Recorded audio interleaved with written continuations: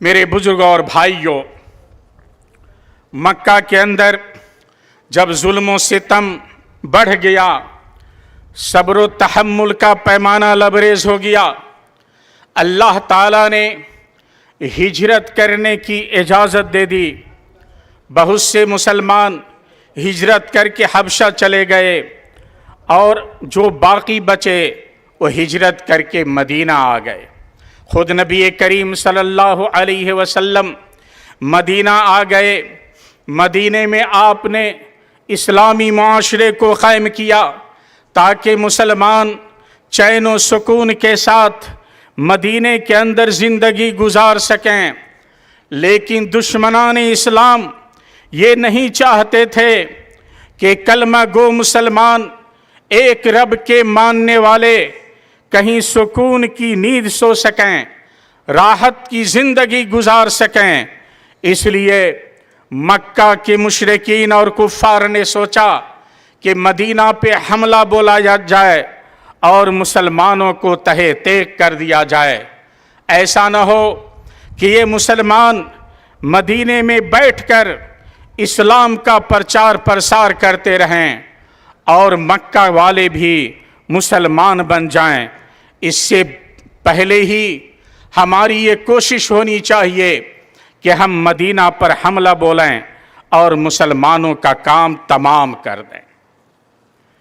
नबी करीम सल्लल्लाहु अलैहि वसल्लम ने मदीने के अंदर मजलिस शोरा का इज्तिमा बुलाया और आपने अंसार और मुहाजिरीन के जो कमांडर लोग थे, सिपह सालार लोग थे, उनको मजलिस के अंदर इकट्ठा किया और कहा, हमने तुमसे यह अहद व पैमान लिया था कि मदीना के ऊपर अगर कोई हम पर हमला करेगा तो हम सब मिल कर के दिफा करेंगे।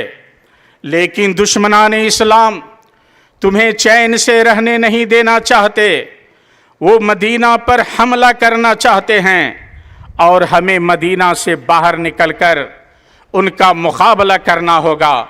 तो हम तुम्हारा मशवरा चाहते हैं, तुम्हारी क्या राय?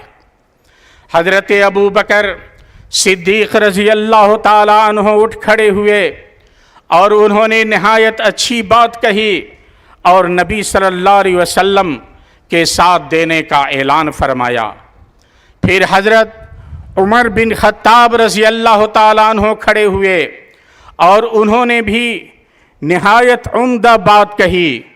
फिर हज़रत मिक़दाद बिन अम्र उठे और कहा कि अल्लाह के रसूल, अल्लाह की कसम, हम आपसे वो बात नहीं कहेंगे जो बनी इसराइल ने मूसा अलैहिस्सलाम से कही थी कि फ़ज़हब अंत व रब्बुका फ़क़ातिला इन्ना हाहुना क़ाइदून, कि मूसा तुम जाओ, तुम्हारा रब जाए और तुम जा कर के क़िताल करो, हम यहाँ बैठकर तमाशा देखने वाले हैं।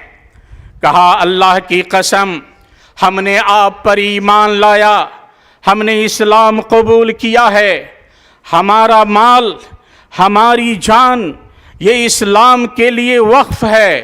आप जो हुक्म करना चाहेंगे हम मानने के लिए तैयार हैं। यहाँ तक कि अगर आप हुक्म दें कि हम बरके ग़िमाद तक लड़ाइयाँ करते हुए चले जाएं तो हम वहाँ भी जाने के लिए तैयार हैं। और बरके ग़िमाद मक्का से पश्चिम और जुनूब ये बहरे अहमर के किनारे है, जिसकी दूरी मदीना से तकरीबन 940 किलोमीटर है। यानी सहाबा ने ऐलान किया कि हम लड़ते लड़ते साहिल समंदर तक भी पहुंच जाएं, आप हमें हुक्म करें तो हमारी जान, हमारा माल, ये सब कुछ कुर्बान है। नबी करीम सल्लल्लाहु अलैहि वसल्लम ने उन्हें दुआ दी और कहा, हौसला देखकर फरमाया कि मैं चाहता हूँ और भी साथी हमें मशवरा दें। अंसार के कमांडर और अलमबरदार हज़रत साद बिन मुआज़ रज़ी अल्लाह ताला अन्हु ने फरमाया कि अल्लाह के रसूल, लगता है कि کہ آپ انصار سے مشورہ کرنا چاہتے ہیں؟ تو نبی صلی اللہ علیہ وسلم نے فرمایا کہ ہاں۔ حضرت سعد بن معاذ نے کہا ہم نے آپ پر ایمان لا کر اعلان کیا تھا کہ ہماری جان اور مال دونوں اسلام کے لیے وقف ہے، ہمارا مال آپ کے لیے ہے، آپ جو چاہیں لے لیں اور جو چاہیں ہمیں واپس کر دیں، اور رب کی قسم آپ جو لے لیں گے وہ ہمارے لیے بہتر رہے گا، وہ ہمارے حق میں اس مال سے زیادہ پسندیدہ ہوگا جو آپ ہمارے لیے چھوڑ دیں گے۔ ہماری جان اسلام کے لیے وقف ہے، آپ کا اگر حکم ہو تو برق غیمات تک ہم لڑائی کرتے ہوئے نکل جائیں، اور اگر آپ نے ہمیں یہ حکم دے دیا کہ ہم وہاں پہنچ کر سمندر میں چھلانگ لگا دیں تو اللہ کی قسم آپ کے ایک اشارے پر ہم سمندر میں کودنے کے لیے تیار ہیں۔ اور اس کی ترجمانی ایک اردو شاعر نے اس طرح سے کی ہے: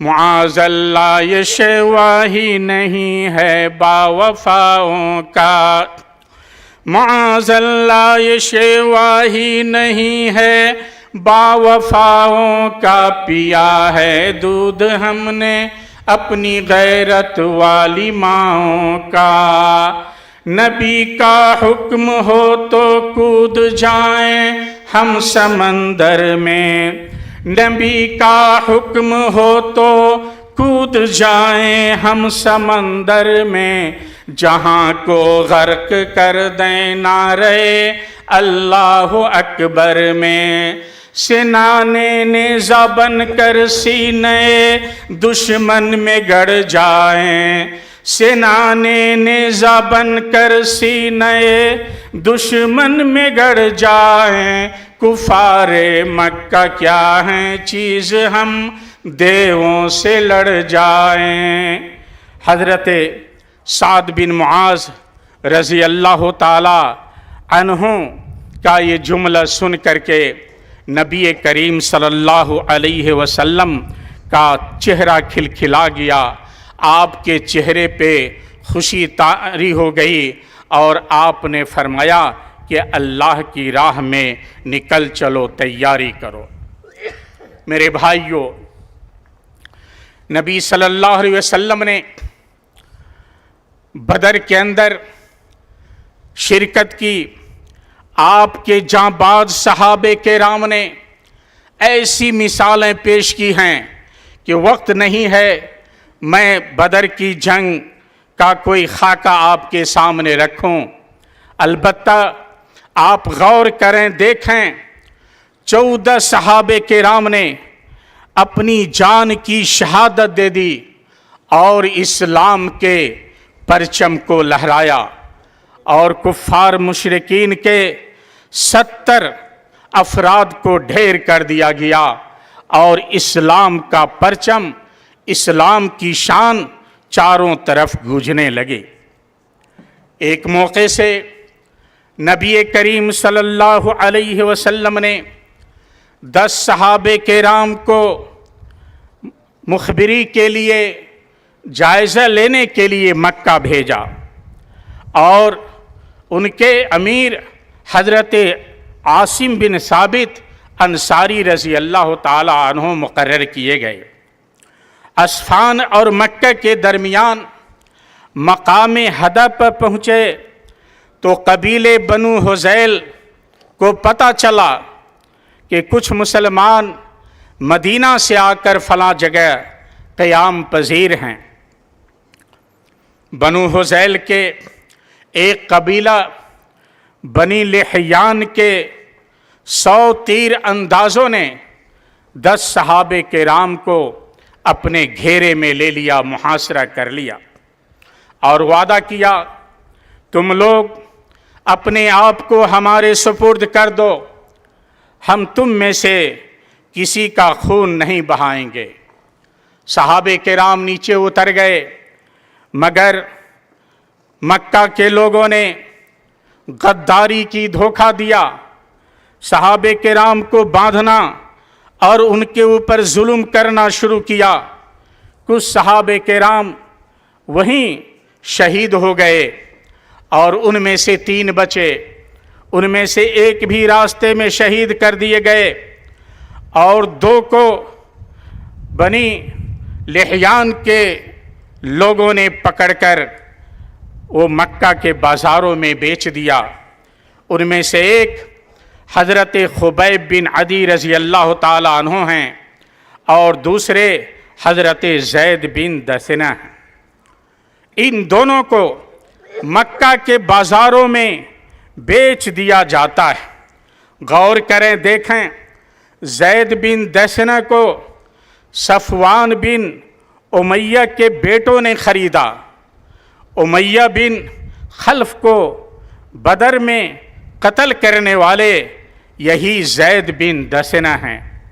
اپنے خاندان کا بدلہ لینے کے لیے حضرت زید بن دثنہ کو خرید لیا، اور جب حرم سے باہر مقام تنعیم پہ لے گئے اور انہیں پھانسی کی سزا دینے لگے، تو اس وقت مکہ کے لیڈر ابو سفیان نے پوچھا، انشدک اللہ یا زید اتحب ان محمدا عندنا الآن فی مکانک نضرب عنقہ وانک فی اہلک، کہ زید، میں تمہیں اللہ کا واسطہ دے کر کے پوچھتا ہوں، کیا تمہاری یہ آخری خواہش ہو سکتی ہے کہ تمہاری جگہ پہ محمد کو لا کھڑا کر دیا جائے اور ان کی گردن اڑا دی جائے اور تمہیں آزاد چھوڑ دیا جائے؟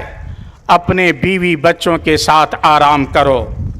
غور کریں، دیکھیں، پھانسی کا تختہ سامنے ہے، تلوار دجال کے ہاتھ میں ہے، لیکن اس وقت بھی حضرت زید بن دثنہ رضی اللہ تعالیٰ عنہ جواب دیتے ہیں، واللہ ما احب ان محمد الآن فی مکانہ الذی هو فی تصیبہ شوکۃ ذی وانی جالس فی اہلی۔ کہا، یہ تو بڑی بات ہے، اللہ کی قسم مجھے تو یہ بھی گوارا نہیں ہے کہ محمد اس وقت جہاں پر ہیں وہاں ان کے پاؤں میں کوئی کانٹا چبھے اور میں زندہ دیکھوں، تماشائی بنوں، مجھے یہ بھی گوارا نہیں ہے۔ اس جواب کو سن کر ابو سفیان نے کفر کی حالت میں کہا تھا، واللہ ما رأیت احدا یعظمہ اصحابہ مثل ما یعظم اصحاب محمد محمدا۔ اللہ کی قسم میں نے کسی کو نہیں دیکھا کہ اس کے ساتھی اس کے ساتھ اتنی محبت رکھتے ہوں جتنی محبت محمد کے ساتھی محمد کے ساتھ رکھتے ہیں۔ میرے بھائیو، غور کریں، اور حضرت زید بن دثنہ کی گردن اتار دی گئی اور وہ اللہ کی راہ میں پیارے ہو گئے۔ ادھر حضرت خبیب بن عدی رضی اللہ تعالی عنہ کو مکہ کے بازار میں حارث بن عامر بن نوفل کے بیٹوں نے خریدا۔ چونکہ حضرت خبیب نے ان کے باپ حارث بن عامر کو بدر کے اندر قتل کر دیا تھا، باپ کا بدلہ لینے کے لیے بیٹوں نے اس قیدی کو خریدا، اپنے گھر میں لا کر کے قید کر دیا تاکہ حرام مہینے جو حرمت والے مہینے ہیں وہ گزر جائیں، اور حرمت والے مہینے کے بعد ان کو پھانسی کے تخت پہ لٹکایا جا سکے۔ میرے بھائیو، غور کریں، دیکھیں، خود حارث کی بیٹی بیان کرتی ہیں کہ میں نے خبیب بن عدی جیسا کوئی قیدی اور کوئی مسلمان نہیں دیکھا۔ جب اسے میرے گھر میں قید کیا گیا تھا، میں نے اسے انگور کھاتے ہوئے دیکھا تھا، اس کے ہاتھ میں انگور کے گوشے تھے، جبکہ مکہ میں اس وقت انگور کا کوئی پھل نہیں پایا جاتا تھا۔ مجھے یقین ہو گیا کہ یہ مسلمان حق پر ہیں اور اللہ تعالیٰ مریم کی طرح انہیں روزی دے رہا ہے۔ کہا کہ شہید کر دیے جانے سے پہلے اپنی صفائی کے لیے، ستھرائی کے لیے حضرت خبیب بن عدی نے ایک استرا طلب کیا، اور دیکھتے ہی دیکھتے حارث کے خاندان کا ایک ننھا سا بچہ خبیب کے پاس چلا گیا۔ حضرت خبیب نے اس بچے کو اپنی گود میں اٹھا لیا۔ ایک گود میں بچہ بیٹھا ہوا ہے، ہاتھ میں استرا ہے۔ حارث کی بیٹی دیکھ کر کے لرز گئی کہ یہ قیدی ایسا نہ ہو انتقام کی آگ میں آ کر ہمارے بچے کو قتل کر دے۔ کانپنے لگی، لرزنے لگی۔ تو حضرت خبیب بن عدی نے کہا، کیا تمہیں ڈر لگتا ہے کہ میں تمہارے اس ننھے بچے کو تکلیف پہنچاؤں گا؟ میں مسلمان ہوں، اور مسلمان کسی معصوم کو قتل نہیں کرتا ہے۔ بیجا قتل ہمارے اسلام میں حرام ہے۔ ہم تمہارے بچے کو کوئی تکلیف نہیں پہنچائیں گے۔ جب حضرت خبیب بن عدی رضی اللہ تعالیٰ عنہ کو حرم سے باہر لے جایا گیا تو آپ کی خواہش پوچھی گئی کہ کچھ چاہتے ہو تو بولو۔ حضرت خبیب بن عدی رضی اللہ تعالیٰ عنہ نے فرمایا کہ مجھے اگر موقع دو تو 2 رکعت نماز پڑھ لوں۔ کفار نے موقع دیا، آپ رضی اللہ تعالیٰ عنہ نے وضو کیا، 2 رکعت نماز پڑھی، اور سولی کے پھندے پہ کھڑے ہو کر کے فرمایا، اللہ کی قسم اگر مجھے یہ ڈر نہیں ہوتا کہ تمہارے دل میں یہ خدشہ پیدا ہو کہ موت کی ڈر سے خبیب لمبا سجدہ کر رہا ہے، تو میں اپنی نماز کو اور زیادہ لمبا کر دیتا۔ لیکن مجھے یہ اندیشہ ہوا کہ شاید تم یہ سمجھو مسلمان موت سے ڈرتا ہے، اسی لیے میں نے یہ نماز ہلکی کر دی ہے۔ اور اس کے بعد حضرت خبیب نے اللہ تعالیٰ سے دعا کی، اللہم احصہم عددا واقتلہم بددا ولا تبق منہم احدا۔ صحیح بخاری کی روایت ہے، اللہ انہیں ایک ایک کر کے شمار کر لے، انہیں چن چن کر مار ڈال، اور ان میں سے کسی کو باقی نہ چھوڑ۔ اور اس کے بعد انہوں نے عربی کے اشعار پڑھے، فلست ابالی حین اقتل مسلما علی ای جنب کان فی اللہ مصرعی وذالک فی ذات الالہ وان یشا یبارک علی اوصال شلو ممزعی، جس کی ترجمانی ایک اردو شاعر نے اس طریقے سے کی ہے کہ جب نکلتی جان ہے اسلام پر، جب نکلتی جان ہے اسلام پر، تب نہیں پرواہ ہے مجھ کو جان کی، کیوں نہ دوں کامل خوشی سے اپنی جان، کیوں نہ دوں کامل خوشی سے اپنی جان، چاہیے مجھ کو رضا رحمان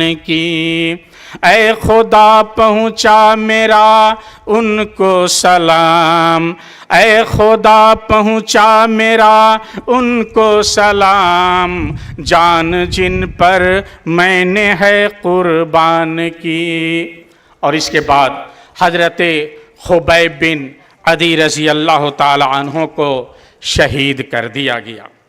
میرے بزرگوں اور بھائیوں، اللہ کے نبی صلی اللہ علیہ وسلم نے دین اسلام کے اندر اپنے ساتھیوں صحابہ کرام کی ایسی تربیت کی تھی جس کی مثال نہیں ملتی ہے۔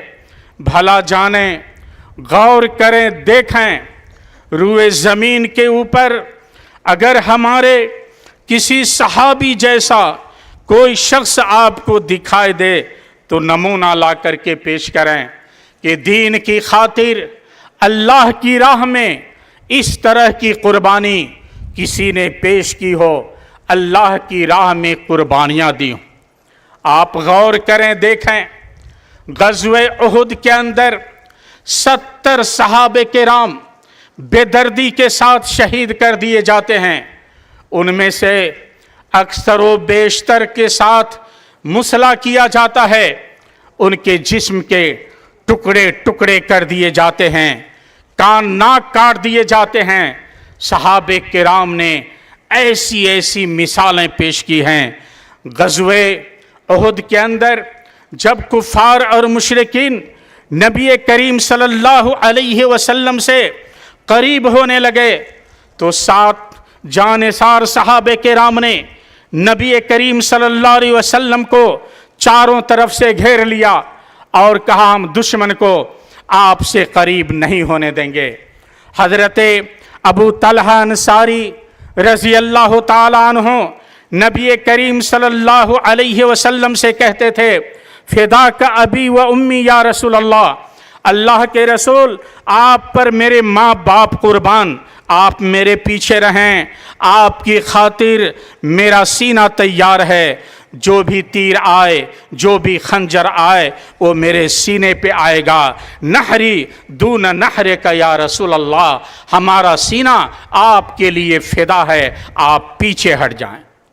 حضرت طلحہ بن عبید اللہ رضی اللہ تعالیٰ عنہ نبی کریم صلی اللہ علیہ وسلم کو بچانے کے لیے مشرکین کفار کی تلوار کو برداشت کرتے رہے اور ان کے تیر کو سہتے رہے، یہاں تک کہ جب شہید کر دیے گئے آپ کا ہاتھ شل ہو گیا تھا اور شہادت کے بعد جب دیکھا گیا تو آپ کے اوپر زخم کے 70 نشان تھے۔ غور کریں، دیکھیں میرے بھائیوں، حضرت حمزہ کی شہادت آپ کے سامنے ہے، حضرت حنظلہ غسیل الملائکہ کی شہادت آپ کے سامنے ہیں۔ اسی طریقے سے نبی کریم صلی اللہ علیہ وسلم کے چچا حضرت حمزہ رضی اللہ تعالیٰ عنہ کی شہادت کو دیکھیں اور غور کریں، کسی خاتون نے اپنے خاندان کے 3 تو کسی نے 4 افراد کو اللہ کی راہ میں شہید کروا دیا۔